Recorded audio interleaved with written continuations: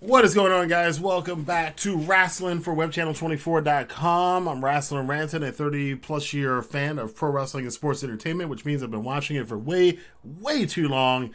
But I am here to talk about all of the stuff about pro wrestling, sports entertainment here on this channel.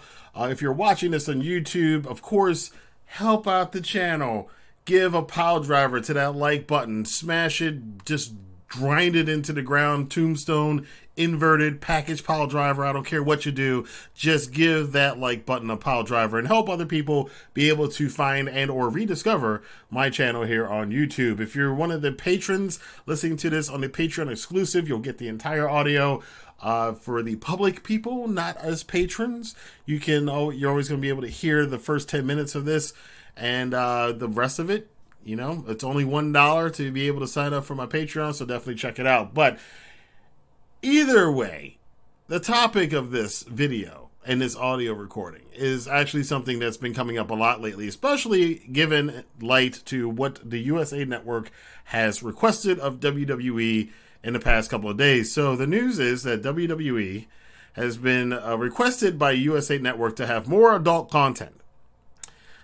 They kind of want to return to the Attitude Era because of these shrinking ratings. And we knew this was coming eventually, that the USA Network was going to step in and start saying more stuff about what WWE's product is because, as has been noted earlier in the week, this past edition of Monday Night Raw had the lowest rating in the history of the show. No presidential election, no big super major football game, even though the Ravens and the Browns was a good game. No playoffs, nothing. It was just another night, and they absolutely tanked. And that has led a lot of people on social media, of course, the wrestling community has been talking about it, and the same arguments are made all the time. You got people who say that the wrestlers today don't have any personalities. You say that you have people that are saying that their wrestling isn't that good, or wrestling is too good, or they need to go back to the Attitude Era and the Smash Wrestling stuff, and blah, blah, blah, blah. Everybody's got an opinion. Here's the problem that I see with all the opinions I see out there, though, is that they're all from the perspective of within the wrestling community looking at the Attitude Era as the benchmark, the holy grail of what wrestling should be like, because that's when wrestling was really popular. In my opinion, that is a huge mistake. It is not. There's a couple of reasons for that. I mean, and Russo in particular is always funny when this stuff comes up because he always goes, "Yeah, bro, I'm telling you, bro, you gotta do what I did back in the Attitude Era, bro.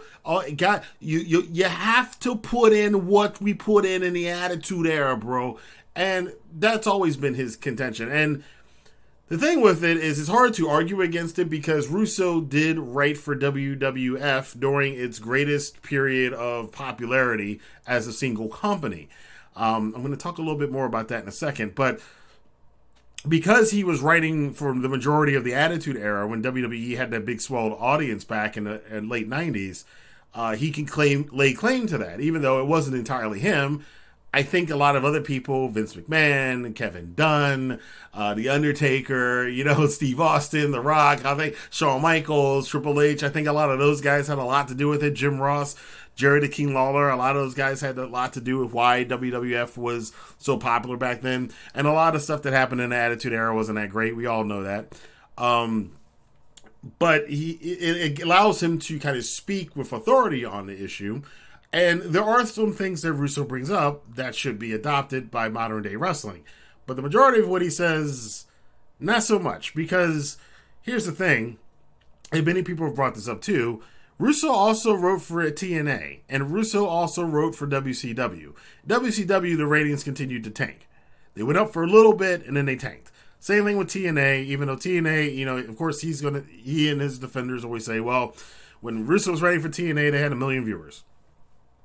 Right. Okay. And those people always like to draw a comparison to AEW now. I'm like, well, AEW's been hitting about 1 million viewers too, especially the last couple of weeks. They've done it before, and that's been their highest ratings. So that I don't know if that's really a great comparison because there is far less wrestling fans now than there are back when Russo was writing for TNA. So the percentage of the wrestling audience that he was getting of the people who actually watch wrestling is actually less than the percentage of the audience that AEW is getting, of the actual wrestling audience that AEW is getting now today, with them drawing 750,000 to just short of 1 million viewers for AEW Dynamite. So I don't know if that's really, that's kind of disproving his point a little bit, and I'm going to go a little bit further with it. Yes, the Attitude Era was a big swell audience, but that's not the only time that the wrestling has had a swelled audience. Wrestling had swelled audiences all throughout the 20th century. You had a big boom in the 20s. You had a big boom in the 50s. You had somewhat of a boom in the 70s. You had a humongous boom in the 80s with the rock and wrestling era and the territories. And back to the point about WWF during the Attitude Era having that big swelled audience, well, there actually were way more people watching wrestling before the Attitude Era than during the Attitude Era. And some people might go, huh? Well, the case, and some other people have pointed this out, especially some of the old school guys who actually knew the numbers back then. Amongst all the territories, if you added them all up together, there were way more wrestling fans than watching at that time than were during the Attitude Era. The thing with the Attitude Era is that was the most a single company had watching them at one time.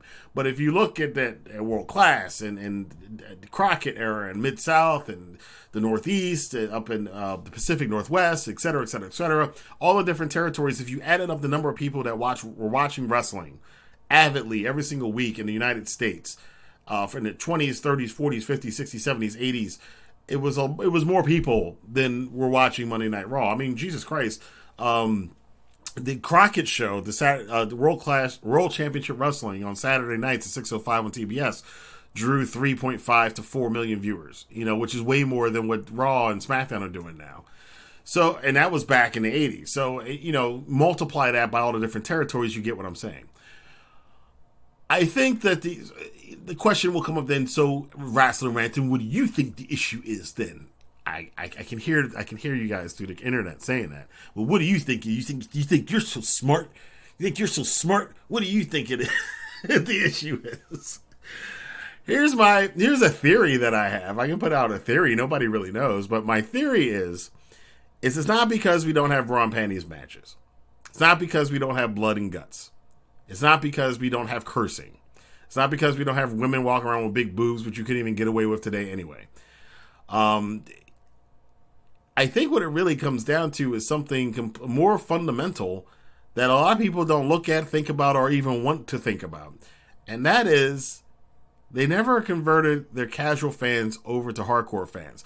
The internet wrestling community and the wrestling community in general, even people in the business and people outside the business, people who are fans of the business, always seem to think that the casual fan, to some extent that's true, but let's look at some other entertainment properties of other entertainment brands that, much like wrestling, were niche at one time and then now are become some of the biggest staples in entertainment in the West and North America and the United States in particular.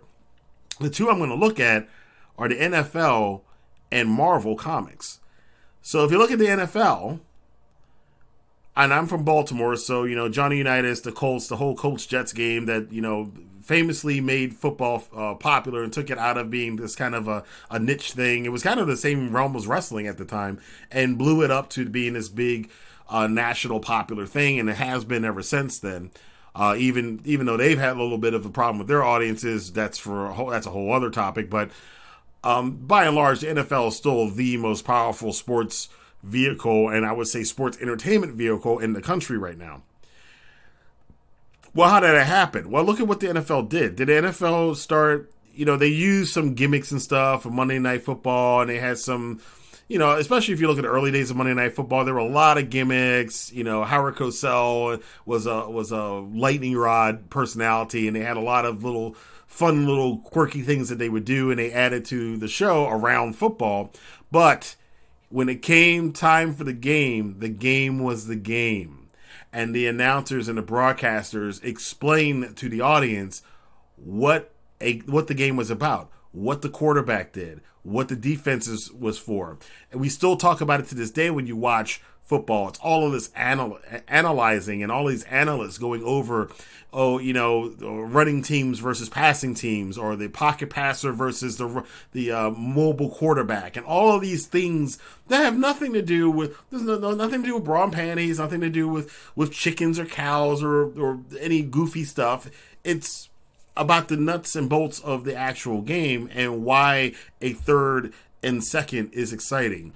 Why is it important for them to call a timeout in certain situations, and when shouldn't you call a timeout? When should a challenge be? What is a catch? Was that a catch? Where was the ball moving? All of these little details, which in any other genre would be considered really nitpicky, nerdy stuff, but this is mainstream stuff. Like, most people who watch football, which is a lot of people in the country, get really into the minutia of the game, and that is because the NFL was smart enough to, when they got the people to come in from all the other stuff they were doing and drew the interest in by making all the noise and the promotion and the marketing, when it came time for the game, they explained what the game was about.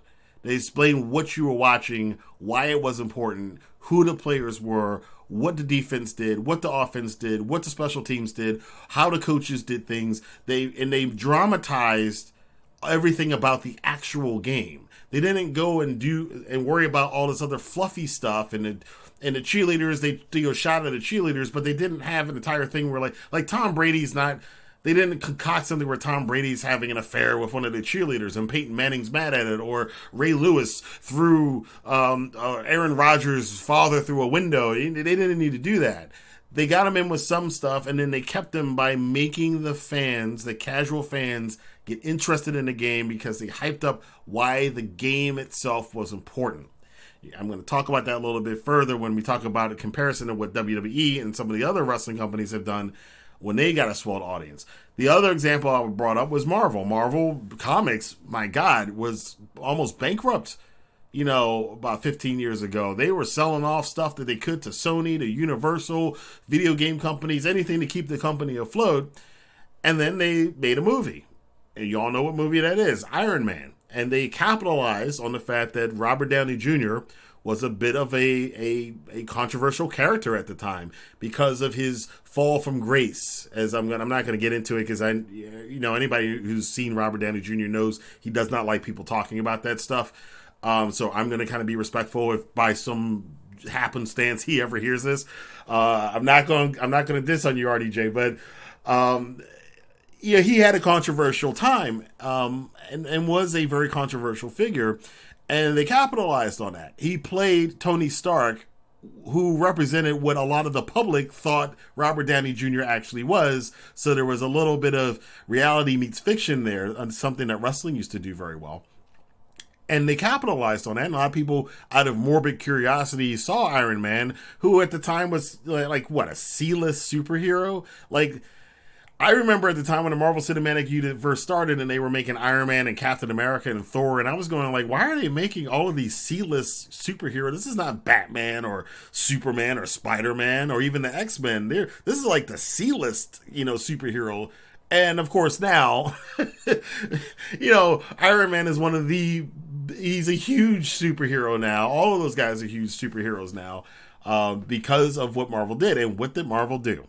Did Marvel go in and draw in Robert Downey Jr. and not tell a comic book story? No, they told a comic book story. They told a lot of the Iron Man origin story. They pulled a lot of stuff from it, cleaned it up, spruced it up, and kept the core of what it was, and then presented it. And then they did the most comic book thing that you possibly could do, is they put in the extra credit scene Samuel L. Jackson coming in as Nick Fury and telling the hero, hey, there's a whole bunch of other stuff going on out here, and let's leave this cliffhanger about the Avengers Initiative. Now, in 2008, the casual movie fan had no idea what the Avengers were, what the Avengers Initiative was. Most people did not know. The comic book fans did. The comic book quote-unquote nerds knew what that was about and lost their shit over it. But the average moviegoer had no idea what it was and probably didn't even stay to see that. But afterwards, the comic book fans, the hardcore fans, were all hyped up about the stuff, and the people who liked Iron Man heard this chatter, and then they started getting into it, and then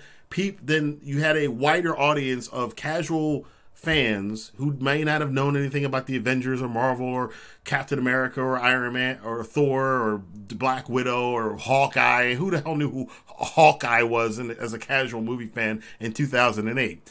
Everybody knows who Hawkeye is now, and that's because they went and got people to be engaged and interested in what the actual core of comic book storytelling was. And it worked, obviously. So those are the two examples I'm giving, and now I'm going to talk about what the difference is between what the NFL and Marvel did in those instances and what WWE, TNA, and a lot of other wrestling companies, including AEW, have not done today. Thanks for checking out this sample of one of my Patreon extra editions, extra podcasts. If you want to hear more, definitely check it out. Go to my Patreon page now, patreon.com/Rasslin Rantin, RASSSLINRANTIN.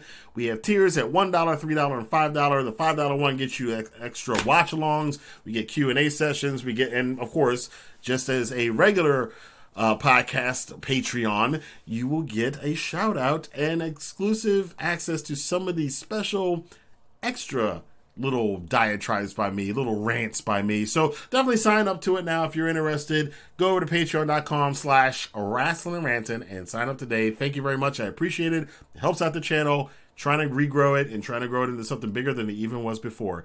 Thanks for listening, and I'll see you guys soon.